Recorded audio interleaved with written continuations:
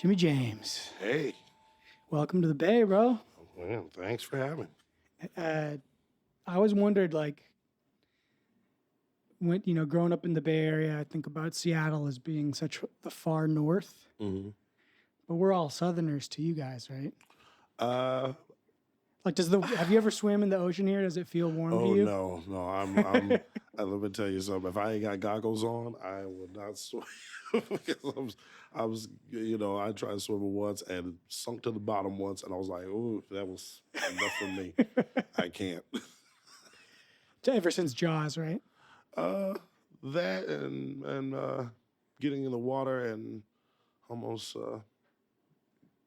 duck excrement Oh yeah. almost hit me, and it was rough. It was rough. A lot of people I know I grew up swimming in the water here, and it's real cold.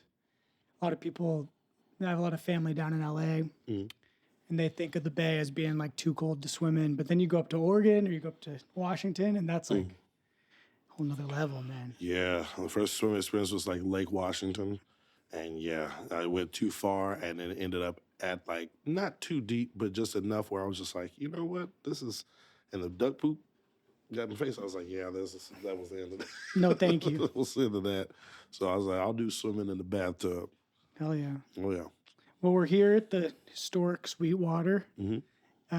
You guys are about to go on stage. They have a nice little set, just starting off a tour. Oh yeah, I'm sure. I'll just try to remember the notes. Yeah.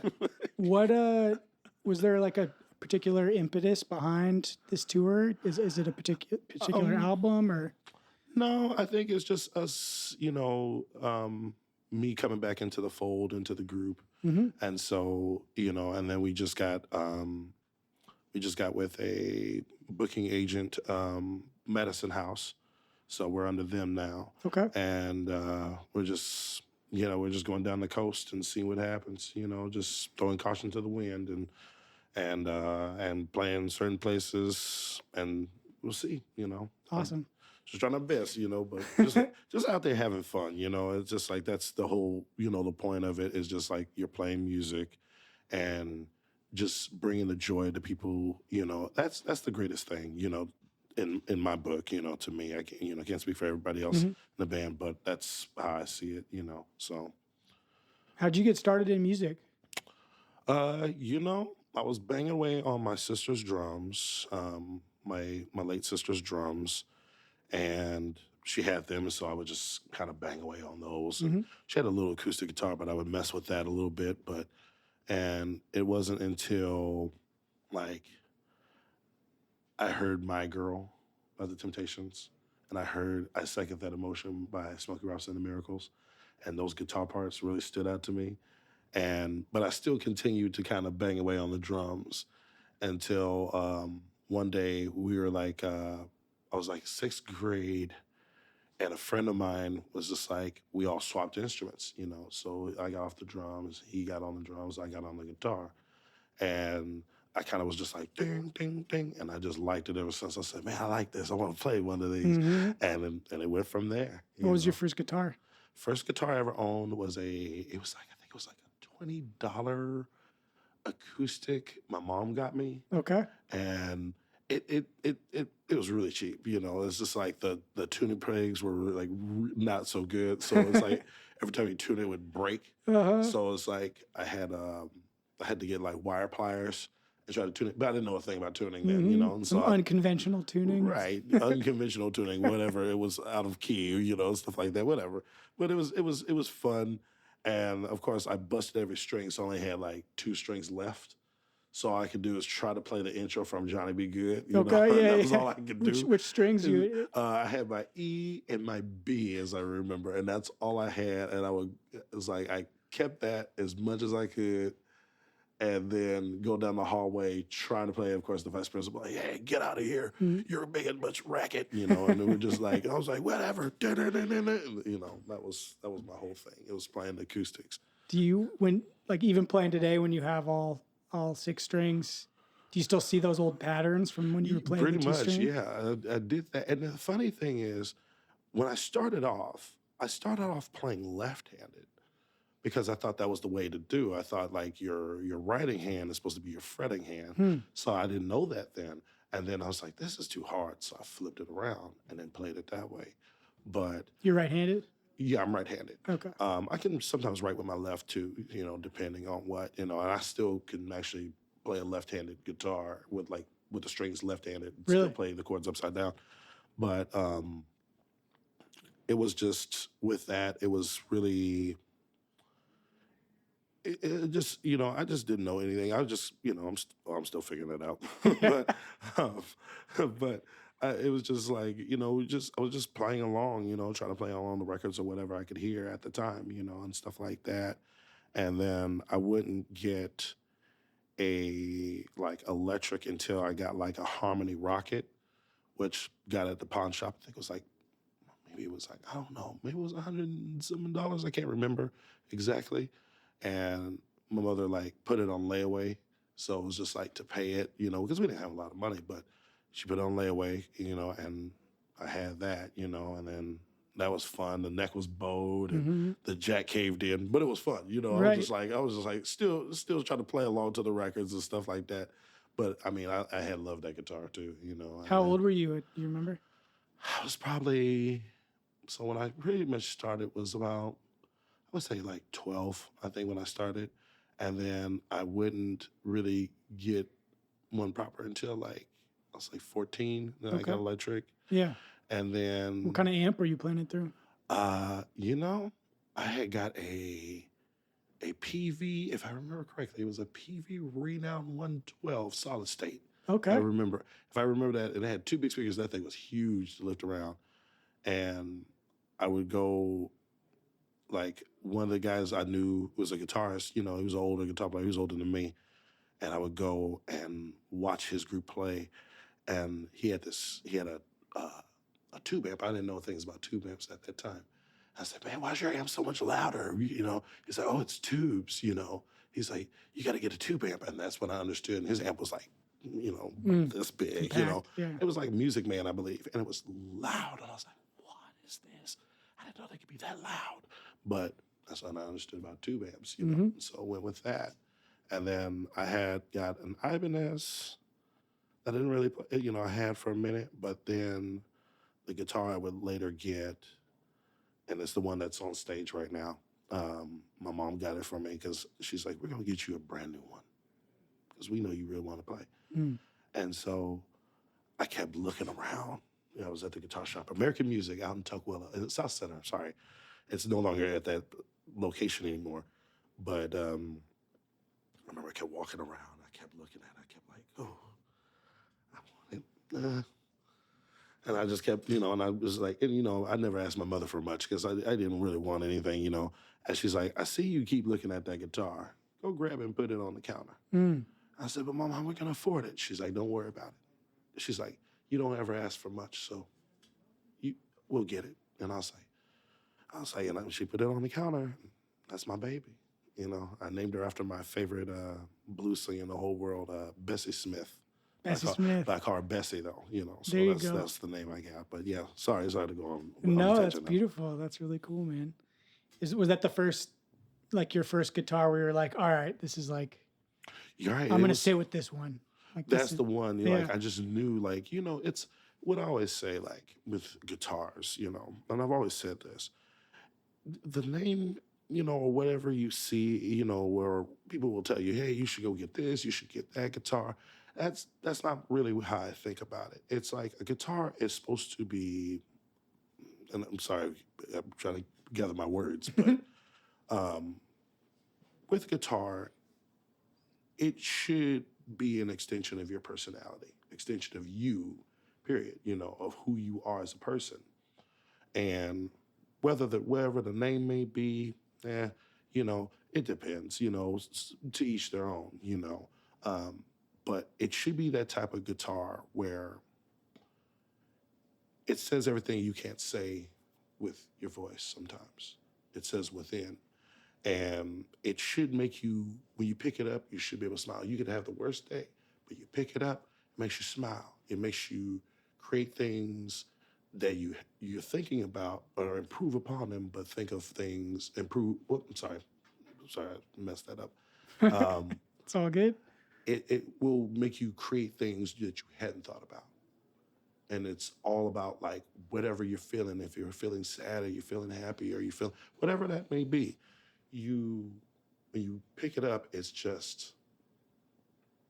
just says everything. It's like an extension. It's like your arm, your leg, or whatever part of your anatomy, and it can do that in that way, And that's the way I look. That's the way I look at it, But I mean, sorry, I can't get. I'm really bad words, but I'm No, trying, you're good. How do you when you think about playing guitar, how do you conceptualize it? Like, what's the role of the guitar in the ensemble, in your opinion? I just look at it more of like chordal but rhythmic, and that's what I think of it, and it's just, there to serve whatever the song may be, and that's in any situation that I'm in, whoever I'm playing with. It's like not necessarily about me, it's more about what serves the music, and how I've always looked at it musically is when playing, and Victor Wooten's talk about this, people are not coming to hear your theory. They're coming to hear how you make them feel. And he's right about that. And from where I stand in the music realm, like what I think of when playing, it's not so much the audience knowing about me. It's more me knowing about them, playing to the room, what energy are they feeling today? And you try to tap in on that, sorry if I'm stepping away from the mic. No, you're good. But knowing about them, like what makes them feel good? It's kind of like, there was a good James Brown quote that he talks about, like, and it kind of situates music. He's like, when people go to church, they're not, whether you're religious or not, when they go to church, they go there not to gain troubles, they're trying to lose them. And that's how I look at it, and it's just like, and with music, you want to bring people in, and as my mother taught me, it's like, you bring people in. It's like bringing people into your home, and, you're like, okay, come into my house. I want to give you some drink. I want you to feed you. I want to feed your soul. And that's how I look at it, and we're just all having a good time. It's like you come to the house, we're having food, we're having a party, everybody's having a good time, everybody's letting their hair down, take the shoes off, that sort of thing, And that's how I see it, in that realm. But that's, yeah. So what was the first group that made you feel that way? Can you remember? Wow. I remember high school band. And most high school bands at that time, I think they are, but most high school bands play jazz, majority of in Seattle. And our high school band, we wanted to play more like James Brown, Wilson Pickett, that sort of stuff. And so we want, people to like move and, instead of just sitting there watching and, doing that sort of thing, like undeniable. Right. We wanted to play music that we would dance to ourselves. It was like, oh, we hear this, okay, we're grooving, this feels good. Okay, let's play some music that grooves us. And so we would do that. And that was like, I won't reveal my age, but okay, maybe I will. 96, as I remember. Okay. And the group was called Blue Attitude Jazz Band. Even though we didn't really play much jazz, we played more, funk and like rhythm and blues type stuff. And we played together, and that's all we could think about is just that, listening to James Brown, listening to Kool and the Gang, all that stuff. We came up with our own stuff, even like we did the rhythm section, ended up doing our own recording. It was the first recording we ever did. I still have it, actually, by the way. Not that I let everybody listen to it, though, but it's on a compact disc. And when we played that, we started with the band, and they were like, let's just do it this way. And we recorded it onto a tape. I remember exactly. It was March of 97, as I recall. And we had a 4-track recorder, 2 mics on the drums, 1 mic on the bass, 1 mic on the guitar amp, and that was it. And we recorded it, and I don't know if I should say this, but at the time we did little recreational activities. Little smoky smoke. Well, But inspirational essence. right, we did that. I mean, I can say that now, but it was. I hope I don't get banned for saying that. But we did that and we recorded it, and it was like some mistakes here and there, but we remembered it. And it's just like and played that recording because I was so happy, and then my mom heard it, and she was like so happy, so she put it in the car and listened to it. We were listening to it all the way to the store, and I was really excited about it. And it's funny, I came across that recording like just recently and listened to it, and I was like, wow, the butterflies and the feelings all came back, Nice. from that, and still can remember how to play it still, Yeah. and Awesome. stuff, but of course, I was only 15, 16 then, so but I loved it. It was, and I still draw from those moments and how, it was, just going back, and even the bass player who played in the group, I still talk to him, and we laugh about it, and talk about it like, man, that was so long ago, but it was fun, it's super fun, It's funny how those there's like almost think of it like a river stone. Like you make your first recording, you know every wrong note when you're listening back to it, right? It's like you're hyper aware of like everything, every mistake you're making. Maybe you get that take where everyone's like, I can live with this take. But over time, like all those rough notes kind of get worn down. Right. And like I remember, the first album me and my brother did with our band. And I made some mistakes. I was trying to play organ, and I was used to playing a Nord, so playing a real B3, it was like different action, and I remember feeling like so much emotions coming up listening back. The song sounded great. I felt good about it, but I was also hyper aware of the shortcomings or the mistakes. But we finished it and mixed and mastered it, and that was like probably 7-8 years ago. And I listened to it, every couple months I pull the album back out. And it's like, as the time wears on, I get more and more stoked. I'm like, yeah, this works. Like, this sounds like music. Like, this is cool. Like, Right. It's funny how that works out. But the thing is also, even if you play with those mistakes, it's like, if you like my elders used to say, if you played that mistake and you felt it, it wasn't really a mistake.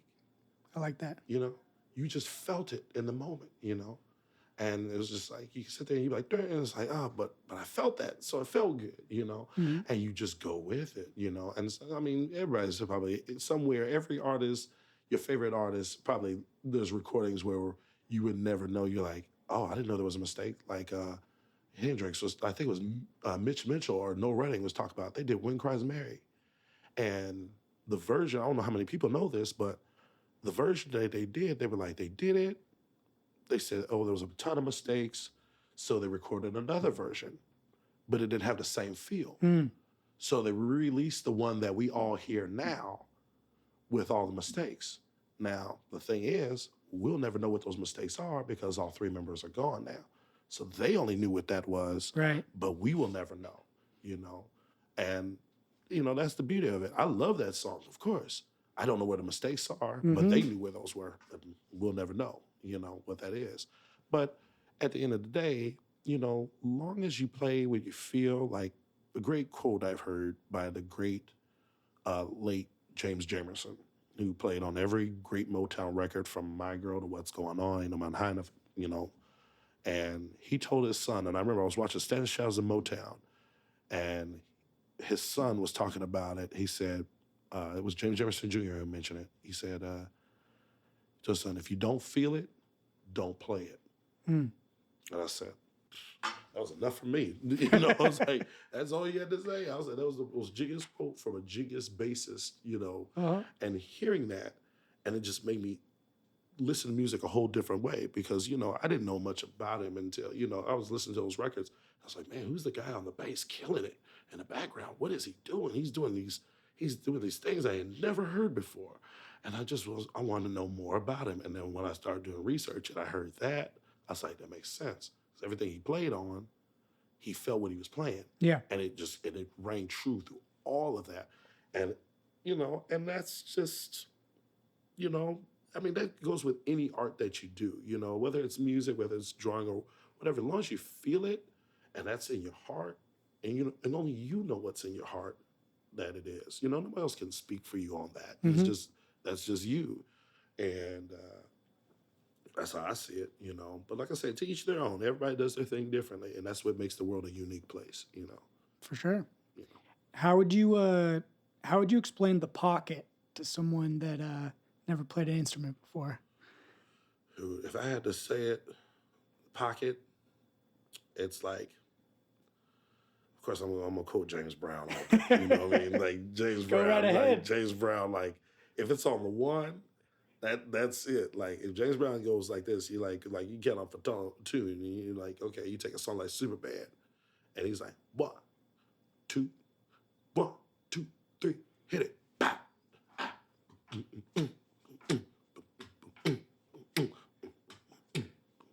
You know what I mean?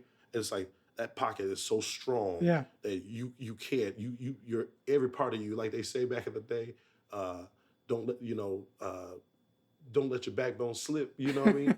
Like that whole thing. And it's just like the pocket. That pocket makes you want to move every part of you. You know, from your head down to your feet, your hips, the whole thing. You know what I mean? And it's a rhythm. You know, it's a rhythm. It's on the one. It's just like you can hear a pocket. You could like, heck, you could take an unbalanced washing machine and it's just going kaboom, kaboom, kaboom, kaboom, kaboom. There's a pocket right there. Right. Your heart. I love that. Yeah.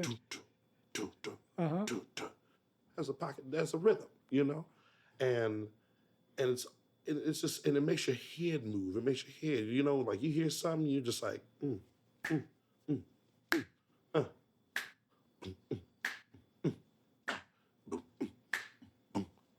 And it's like that. See, you're moving your head right now. You know what I mean? Oh yeah. And so that's just what it is. It's just like, and James Brown, man, and like not only just James Brown, but you know, you hear groups like, I mean, Dyke and the Blazers, where they did, you know, songs like they did a version of with the Showman called Tramp.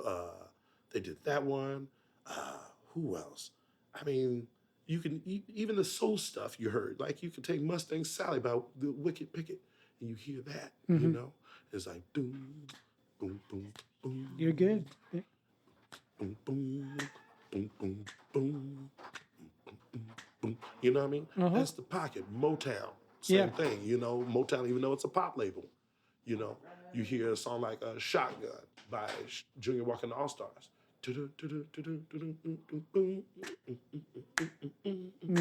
then right there, it's just like, oh shoot, oh, my shoulder start to move, your shoulder start to move. You're like, oh, this really Infectious. all right. And you're like, ooh, I get that. And then all of a sudden you just, Yeah. It reminds me, you know, the first time I dropped LSD with my friends.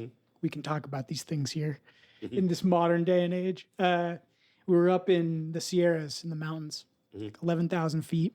right. And there was this little ice lake that would freeze overnight, you know, melt during the day, maybe the size of a Olympic swimming pool or something. And it's starting to come on, and I walk down by myself, and I go sit by this little pond. And I get this sensation where suddenly I'm hearing the sounds are all on separate tracks, like the sounds of nature, almost like if you set it up in a recording DAW or something on separate tracks. And first thing I hear is like this little one particular rock, and there's like a wave lapping at it with a rhythm. And so that's going, and I'm kind of grooving with that. And then over here on the left, my ears pick out like a little trickle of a stream, and it's almost like a percussion thing. And then I hear, you know, a splunk, a splash. Next thing I know, I have there's a pocket all around me, and I'm like beatboxing and singing. And I ended up freestyling and grooving with this pond for like 20 minutes. Yeah. You know, and it was just like, in my mind, because I, like you, I love the funk and the R&B. Like I had this like elemental mountain R&B groove going with the lake, you know? Oh yeah, man. It can be found anywhere. Like I say you can find it in nature. You can find a tree that sways to the wind, and it can make a sound. And then you're like, "What's that?" Oh, I came up with that. You know, Little Richard one day, even though this is not considered nature, but I think he was hearing a train coming down the track. You hear this, and all of a sudden he came up with Lucille. You know, he starts singing that, and it just anything you could be like, for example, if you got a rock in your shoe, right? That happens. We all get rocks on our shoes sometimes. You could be walking down the street, the rock that's lodged in your shoe is hitting the concrete. So you're like, boom, clap, boom. Like you were talking about in one of your interviews about the boom bap, yeah. right? I was watching that one.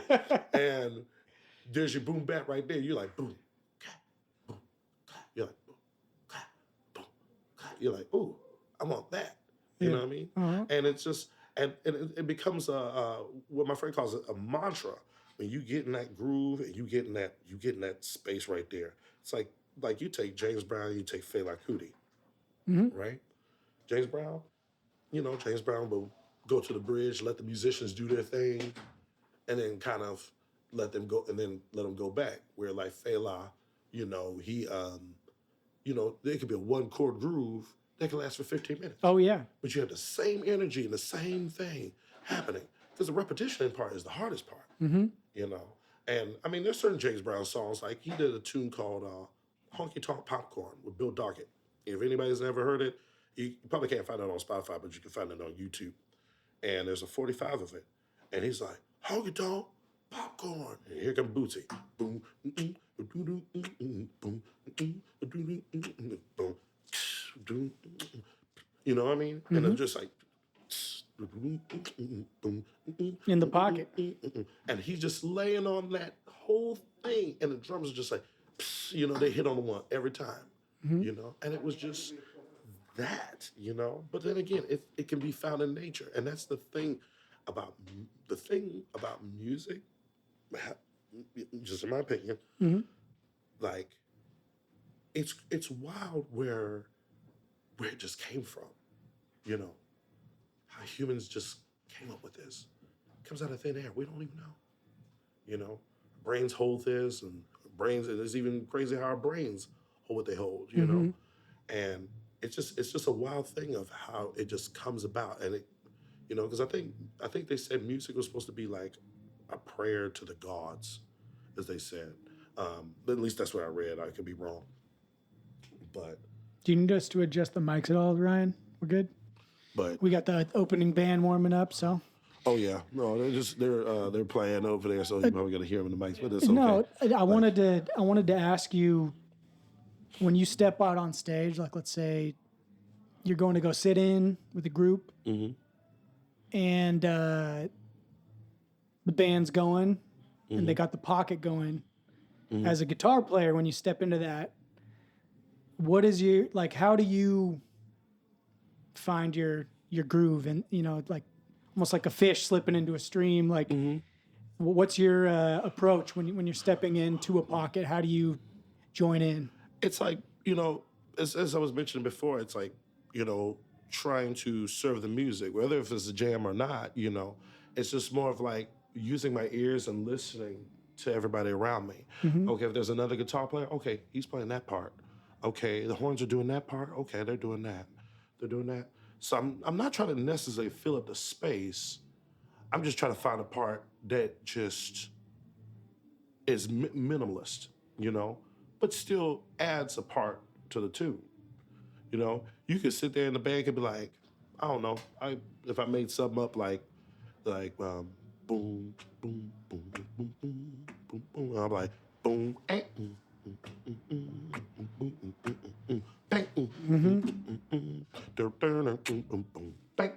that's it.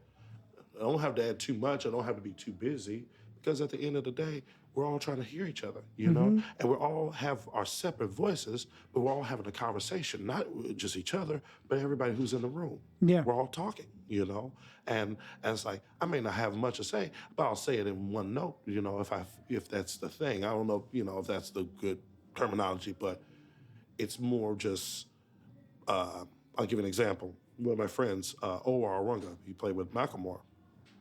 I remember watching this guy take a 3-note solo. It was the baddest solo I ever heard in my life. It was 3 notes. That's all he did. He was playing something jam, and he got up. He was like, that. I was like, whoa, what was that?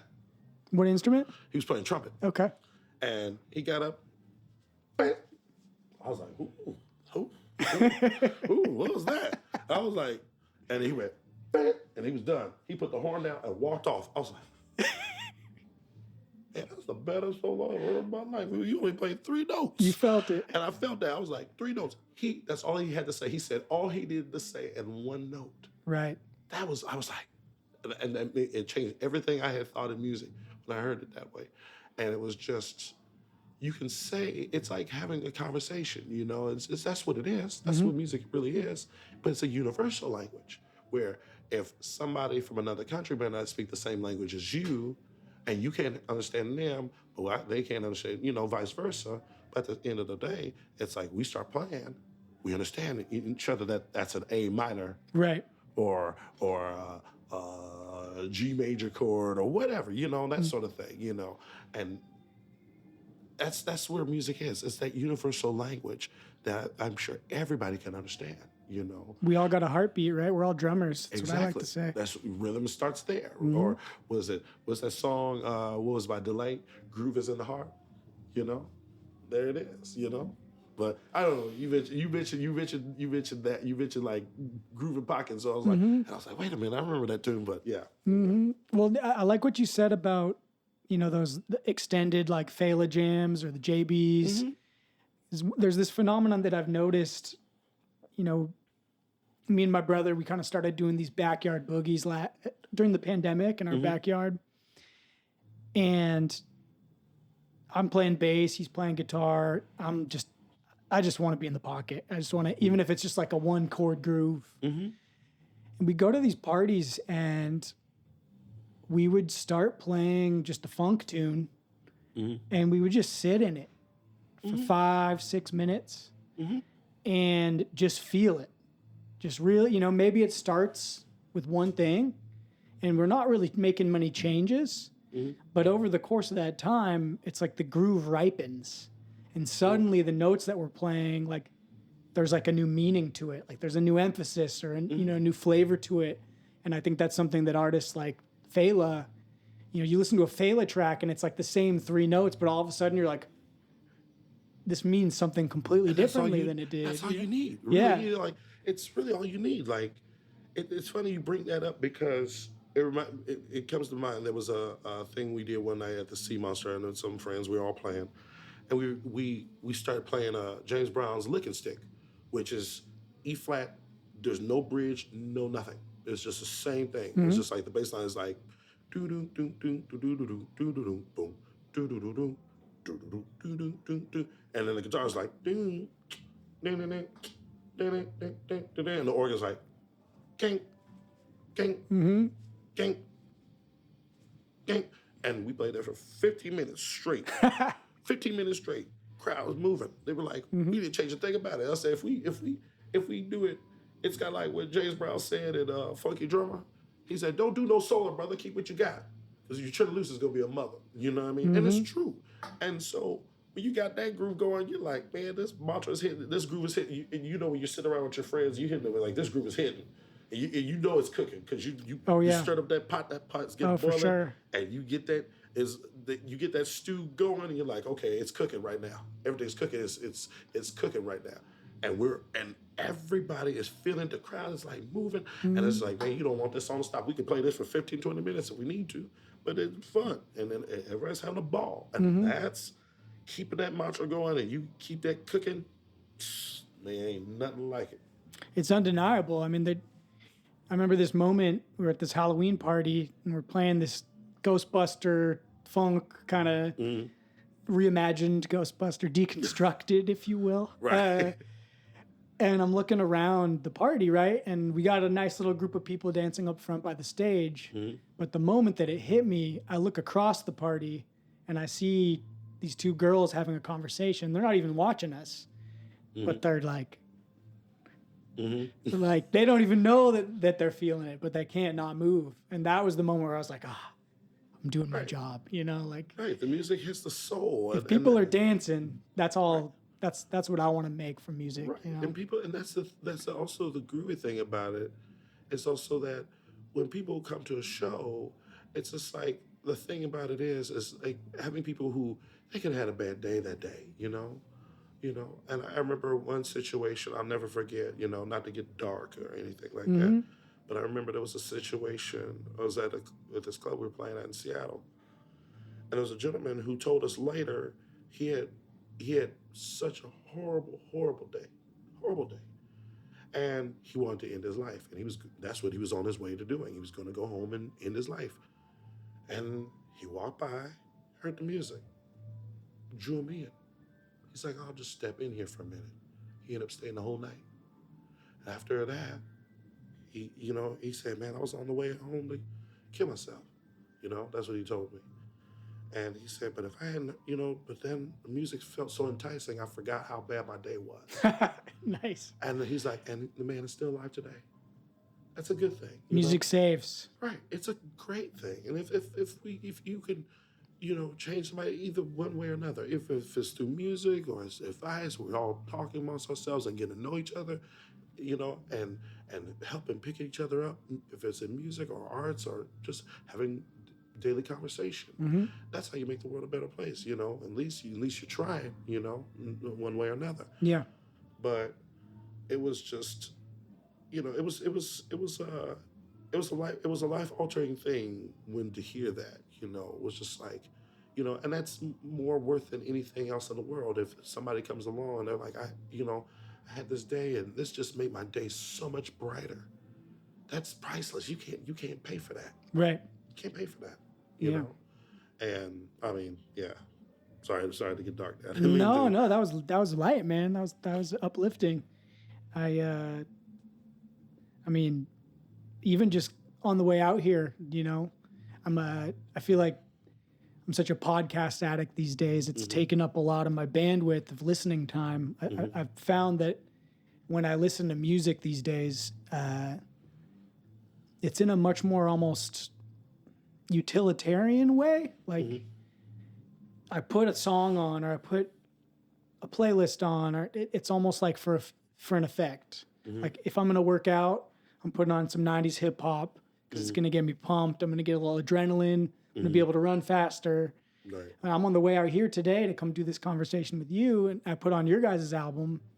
I forget the name, the 2021 one. What's it called? Oh, Sunday Afternoon. Sunday Afternoon. Yeah. Next thing I know, I'm like in traffic. I'm slapping the outside of my car. I'm like, just big grin on my face. And I'm like, yeah, like I could have, listened to a podcast and been in my head and in a certain way intellectual. That would have been nice too. But it's something I've found in my life, like almost intentionally, I'm choosing this kind of experience. I'm like coming back to, I don't know if I'm explaining this clearly, but like music has become something that's it's almost like a drug, or it's like something that I'm doing intentionally to have a feeling. But see, it's a good drug though. Yeah, and in the words of Frank Zappa, music's the only religion that delivers the goods. Right. It's just, I mean, it's a good, like music's a good drug to have, because there's no side effects, There's, it's not gonna, sweaty back and smiley face. Yeah, but I mean, but at the end of the day, you can always shower that off. Oh, yeah. I mean? But it's still gonna be like, at the end of the day, you can sit there and be like, just, and it's music is like food for the soul. It's just like you eat a good meal and then all of a sudden you're just like, oh, I got the itis. Oh, I want to sleep. And stuff like that. But other than that, it's like it feeds the soul, and in a really good way, which is a great thing, And I mean that's, but again, that's just my opinion on it, So Jimmy, who's inspiring you right now? What artists out there are inspiring you right now? I'll say one person that inspires me, even though she's not here, and it'll be a year next month. The person that inspired me the most, my mother. Okay. My sisters, my grandmother. Those are the four women, and none of them are here. I'm officially an orphan now, but those women, and because of the records that they played around me, influenced me. It's like to give kind of my oldest sister played a lot of classical music. She listened to a lot of that and pop music, like Cyndi Lauper, George Michael, Lionel Richie, that stuff. Mm-hmm. And then my mom was into like everything. She loved country and western. She's from Texas. But she loved Motown. She loved Stax. She loved the blues. And stuff like that. But one minute I'm listening to Patsy Cline or and stuff like that, and then or Hank Williams, and then turn around and be like, oh, okay, now I'm listening to Marvin Gaye, or I'm listening to the Temptations. Big Temptations fan she is. But then she also liked Dave Matthews Band, and then she liked certain hip hop. She liked California Love by Tupac, but she also Who liked, doesn't? she, and stuff like that. She loved Outkast too, so she listened to all different types of music. My middle sister was the metalhead of the family. She was a huge Rush fan. Believe me, I can almost name almost every record they ever did because she listened to it. But she was a drummer, She got into drums because she listened to Karen Carpenter because my mom loved the Carpenters a lot. And so Karen Carpenter is a beast on the drums. Oh, if yeah. you've never seen any videos, I just saw one I heard the other day. She was like 18 on TV. I feel like it's going around, but it was just like, yeah. I was like, she's got a pocket, man. She was shredded. Oh, yeah. And singing not and just playing. a beast of a singer, but she was a hell of a drummer, you know? And that's, and just being around that. As far as artists today that I listen to, I love Krogbin. I do. I truly love those guys. Mark Spears, I love that guy. I would love to meet that guy someday. Who else? I love Anderson .Paak, what he's doing. Oh man, I love that guy so on much. that Tiny Desk, because I was watching. That's how I got figured out both of those people from being on Tiny Desk, And Krogbin, August 10. That's my tune of choice every time. But that record is just fire. Silk Sonic. Oh yeah, and it's funny. Shout out to my friend Ella. Who actually played on that album. Oh, really? Played on that Silk Sonic album, played guitar on that. Good friends with her. And I love the just the contrast between Bruno Mars. He's got this really super clean, bright tone to his voice. The timbre is really nice. And then you have that nice contrast. I love Anderson .Paak's voice, like just the texture of it, the little bit of rasp. Right. And you get those two together, and it's this really nice counterpoint. You know, the back and forth, and there are some like you got Bruno kind of pulling it because he's got that pop master melody, melodic kind of sense, and then you have Anderson, who's a little more soul focused, kind of pulling it back into this gritty groove thing, and so that whole album, there's kind of like this interplay back and forth between these two masters who were, putting their heads together. And well, yeah, and Anderson .Paak is a hell of a drummer too. Like that's 16. Whew. You ever see him live? I've never seen him live. Like the only people I've seen live, because I haven't really been out to too many shows. But I mean, I've seen Nile Rodgers from Chic live. I've seen Prince live once, but that was on Good Morning America. But the group I went to go see consistently, I'm always remain a huge fan, even though she passed away back in 2016. Miss Sharon Jones. I knew you were going to say that. Dap Kings, all day, every day. Like. Jimmy, you got to tell me the Miss Sharon Jones story. You told me at High Sierra. Oh, God. Okay. We got to get that one on here. All right. So anybody goes on YouTube, you will find it if you put in Sharon Jones, Jimmy James. So first time I met her, I'll start from the top and then I'll go to that. First time I met her, before I met her, a friend of mine had like a CD of hers, Dap Dipping with Sharon Jones, Dap Kings. And I was like, who are these guys? I was like, man, this must be from 1965. So I put it on. First thing I heard was Got a Thing on My Mind. So I was like, man, they sound great. I love them. So I got into it. And I said, man, where are they from? And so I was like, oh, they're current. I said, oh, wait. No. We ain't no group playing like that. They're like, oh, they are. And so a friend of mine told me, oh, they're coming to Seattle to play a show. And it was at the Chop Suey. I said, this I gotta see. So my friend's like, man, I got a spare ticket. You wanna come? I said, oh yeah, I'm definitely coming to that one. You get there, they play the opening music. I was like, my jaw just dropped. I was like, Sharon ain't even got on stage yet. Sharon got up there. I was like, instantly fell in love with her right then. So I went backstage, and there was something I read in the paper before I even, met them. I was like, Miss Jones, I like what you said in the paper. And she's like, what's your name, Boopadoo? And I said, my name is Jimmy James. She's like, come over here. Boy, you are so sweet. I'm going to give you some sugar. And I was like, I don't care. I was sprung after that. I had a crush on her after that. Uh-huh. And let me tell you, every show she went to, I was dressed in a suit, had plucked every hair out of my face. I'm not gonna lie. And put on the cologne. So, Sauvage.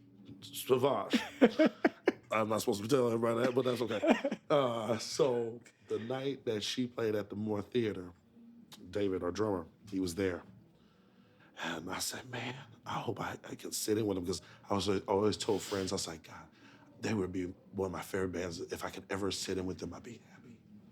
Talk about a pocket. Right. And so I got to know them a little bit over the time with Talk, because I love their music. I owned every record, still own every record they ever made.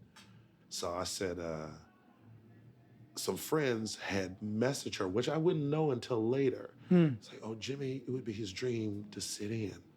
What I didn't know was they had already planned this, but I didn't know. So Skerritt was there sitting in with Trombone Shorty, who was opening up for him. So I get to the front of the stage, right? She's like, somebody brought me flowers. And I was like this. I held the flowers up like this. She's like, oh, Jimmy James, you brought me flowers. Come up here, baby.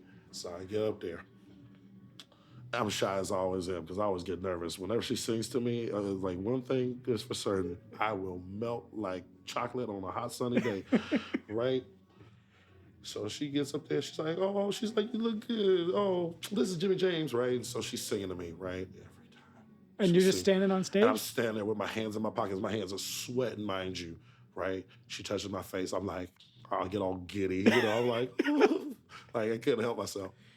And so she's like, they do the song, it was Long Time, Wrong Time, as I recall. And she takes out earpiece. She's like, they go, long time. She's like, Jimmy plays guitar. I'm like, oh. And I'm turning around. You can't see the expression on my face, but I'm looking at Joey. He's like, Joey Crispiano hands me the guitar. And I'm like, what am I supposed to play? I don't know this one, too. I haven't learned that album yet. I learned all the other ones. He's like, man, don't worry, man. You'll be fine. I was like, okay. So I turn around, I grab the guitar. I'm like sitting there, right? And I'm trying to two-step with him. So you see that. Two-stepping. Doing that. And she's like, okay. It's like, give it to me. And all of a sudden, I was like, okay. And I start playing. Immediately, I'm stepping, and I'm nervous. But it doesn't look like it, but I am. And I'm just like, ooh. That's how I know you're a pro. Well, here's the scary thing. Everybody I knew was out there. All the musicians, every fan of Sharon Jones, all of my friends were out there in the crowd. And David happens to have his camera. He's filming this, mind you, on his iPhone. He got good sound quality, because it sounds like it's real up close. Mm-hmm. And we play up there, and boy, when I was done, I put that guitar back. I was so nervous. And she's like, and at the end, she's like, this is Jimmy James. She's like, I knew that would catch him off guard. And I was so nervous. And after the show, I could probably jumped as high as that pipe right there. And I was like, I asked David, I said, did I play with my favorite band? And he's like, you did. I said, pinch me, because I don't believe this is true. This is not really happening. He's like, it did happen. I said, no, pinch me, please. This is not, I had dreamed about this, but this didn't happen. He went, I was like, oh, okay. All right. It did happen. And I was jumping up, like, in the air, just ecstatic. And that was a big moment for me. And then a few months later, she had passed. So that was like the last it was like a parting gift in a way, Mm-hmm. like I got to play with him. And I got a picture, actually, in my house from a show before that where I took a picture. And, she was really short and I'm tall. And so she's like, is this your friends? And so my friend on his iPhone took a picture of that one. It was April of, was it 2014? I think it was 2014. He took the photo. And next thing you know, he took it and blew it up into a big photograph.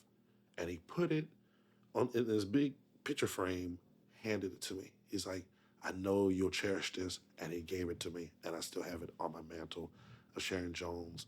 Me leaning to her and she's like smiling with the microphone in her hand. So I have that photo.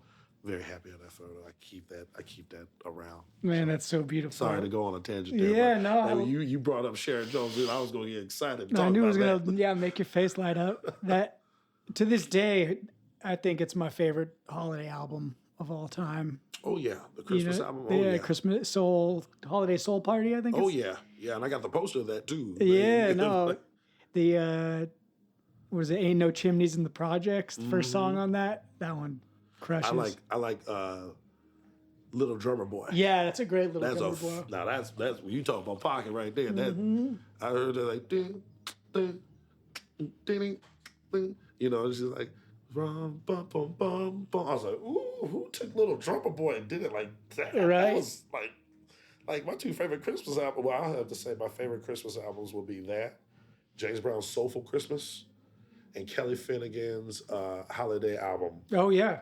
And not only that, because it was fun playing on it, which was really fun too. He did Santa's Watching You, and I remember him giving me that track to play on, and I had fun playing on it. Not just playing on it, but it was a fun album, just fun song to do, and stuff. But yeah. Did you guys do that at Transistor? No, I actually did that at a remote session. Okay. So they sent it to me, and I did it at a studio up in Seattle, and then sent it back to them. And Terry Cole actually is playing bass on it. The CEO of Coke Mine is playing bass on that Really? track. Yep. Okay. Yep. So, but they're out of Oakland though. Hopefully I might run into one of them though. I think. Yeah, out of Marin, man. They got. I mean, is Transistor still in Center Fell? I think it's in Oakland or somewhere. I think it is. I mean, I think Kelly. He used to live here in Mill Valley. That album I was telling you about that I did with my band, we did at their studio. Oh, really? At Transistor in Center Fell.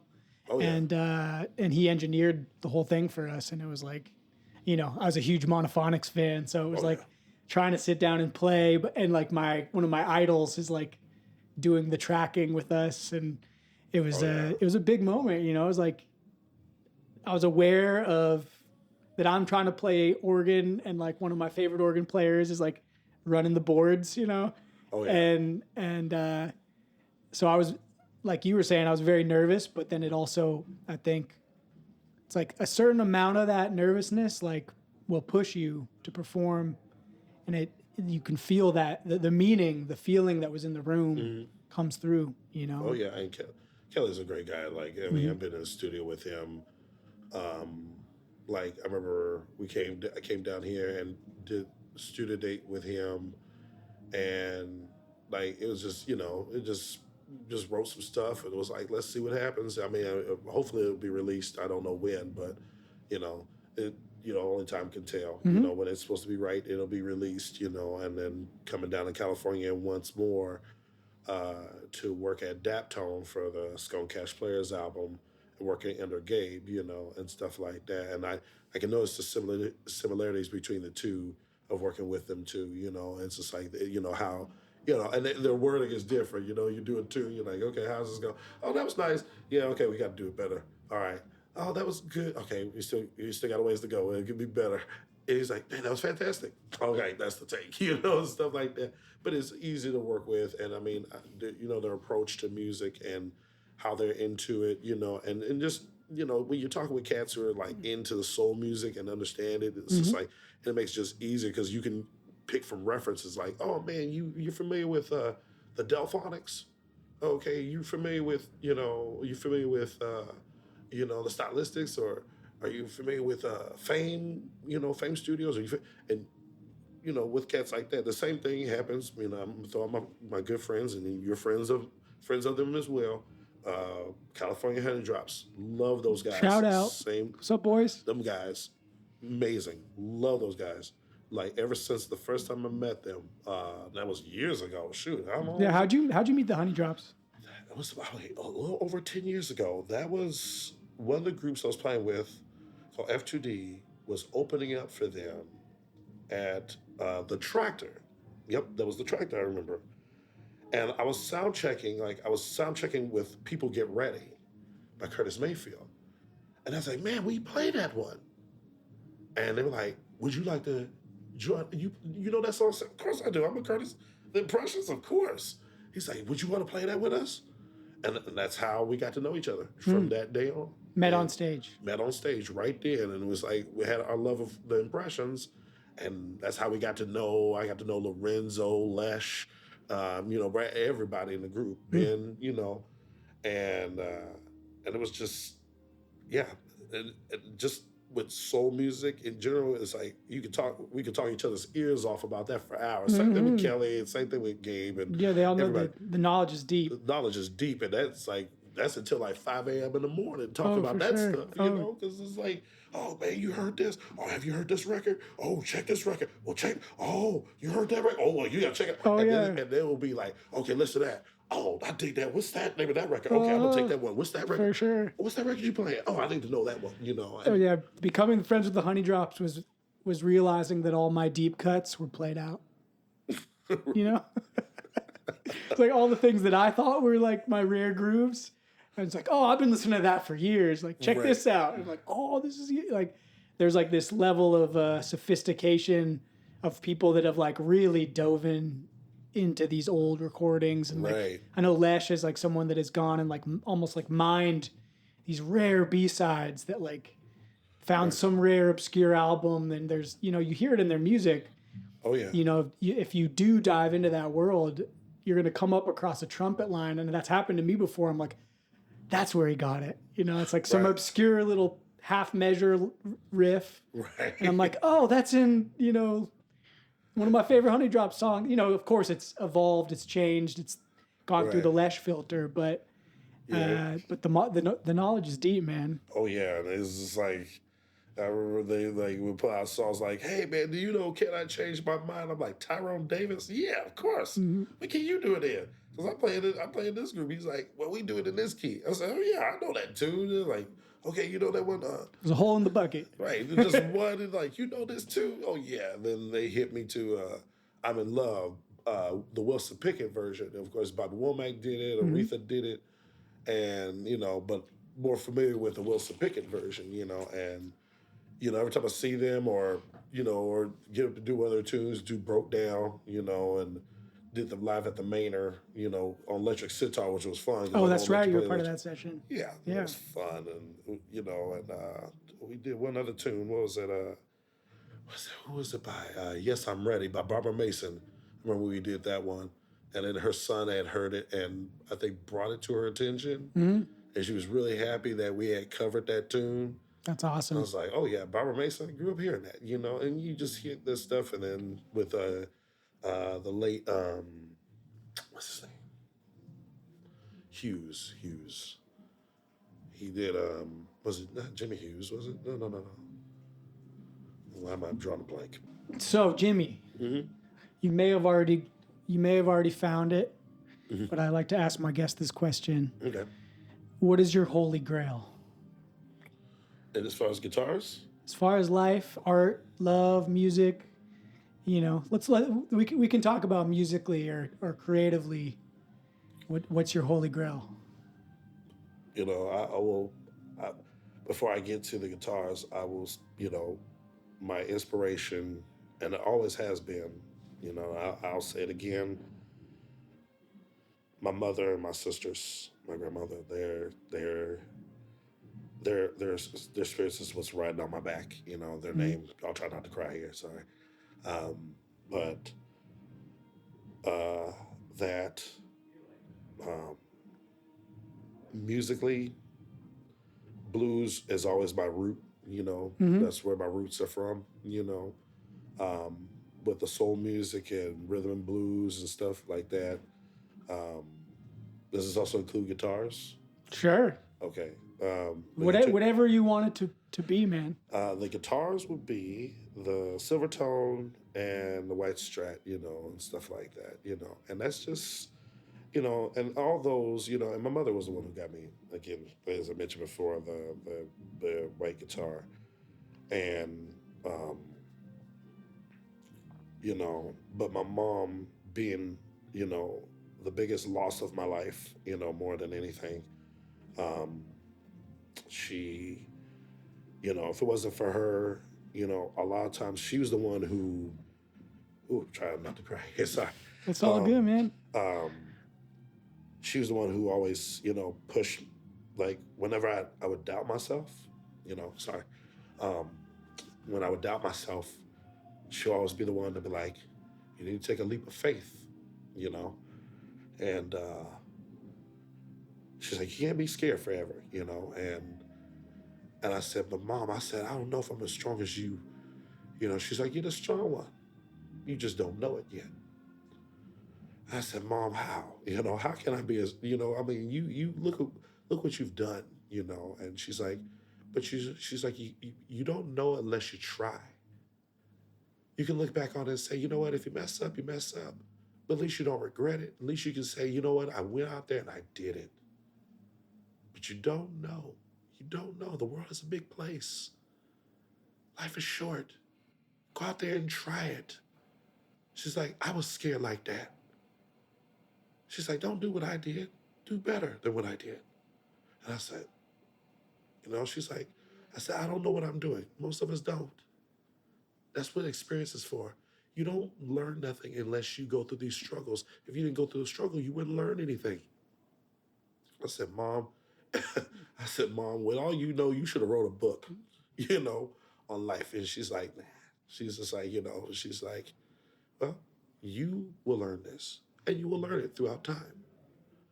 Sounds like she did the book of Jimmy right here. Well, she just, and it's just, and I miss her dearly. Like every moment I breathe on this planet, I miss her because there's so many things I just like to ask her. But, she said, I'm not going to be here forever. She told me that shortly before she passed. She said, I'm not going to be here forever, So you're going to have to learn how to do these things. It's not, life is not going to be easy. It's not the failures. It's not really much about failures because what you do is you learn from the good and you learn from the bad. You learn what to do next time and what not to do next time. Mm-hmm. That's what it is. And it's like we're always good. We make mistakes. We're human.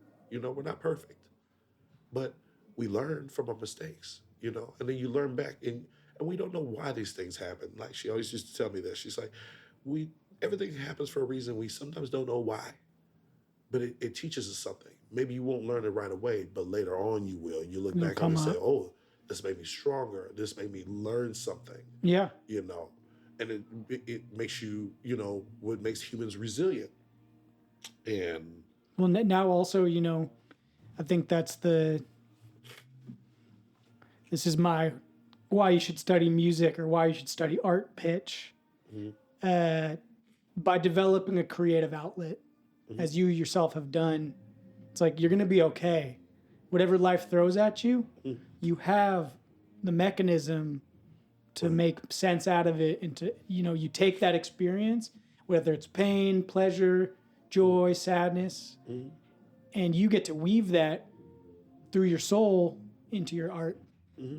And so no matter what you do, your mom, through her intuition, set you up on this path where you're going to be all right. You got everything you need to be all right. And no matter what life throws at you, you're going to weave it into the pocket. It's going to end up, I think, artists are the greatest feelers.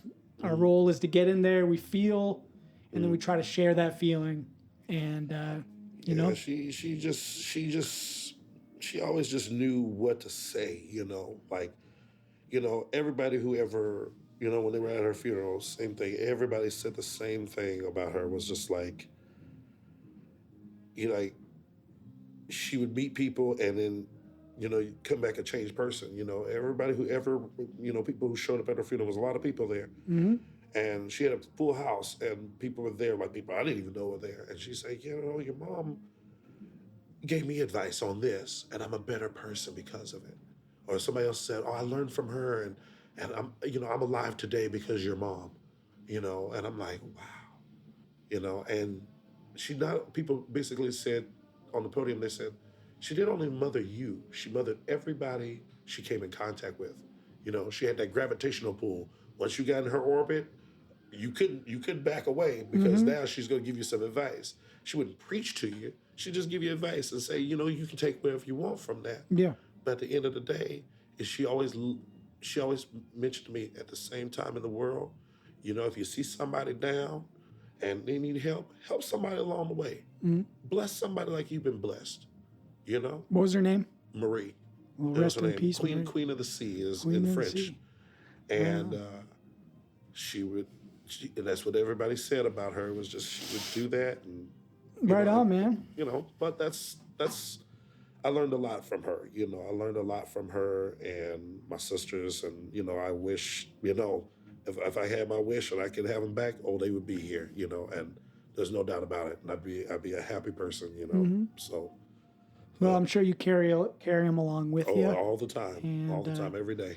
Hey, I just want to say thank you so much for coming on, Oh, man. I appreciate thanks. you. I appreciate your time, and we're about to go. You know, you're about to go play a show. And just before we go, are there any, like, I know you guys are on this tour. Are there any dates you guys want to plug, or where can people see you? They can go to our page, truelovesband.com. Okay. You can also find us True Loves Band on Instagram. You can find True Loves Facebook. You can find us there. You can find me on Instagram, Jimmy Scratch James. I'm up there too. So, And you know, Spotify, of course, as well. Spotify, you know, we're all on Spotify, all that stuff, Color Red, you know, and stuff like that. So find that and many other different things that I'll be doing, and you know, I don't I don't know what they are yet, but I'll figure it out though. Hell yeah, bro. Well, until the next All time, right. thanks for Thank coming you on the for having me Bartcast. on. Appreciate you. Oh, thanks. Thanks everyone for tuning in. We love you. Peace. All right, thanks.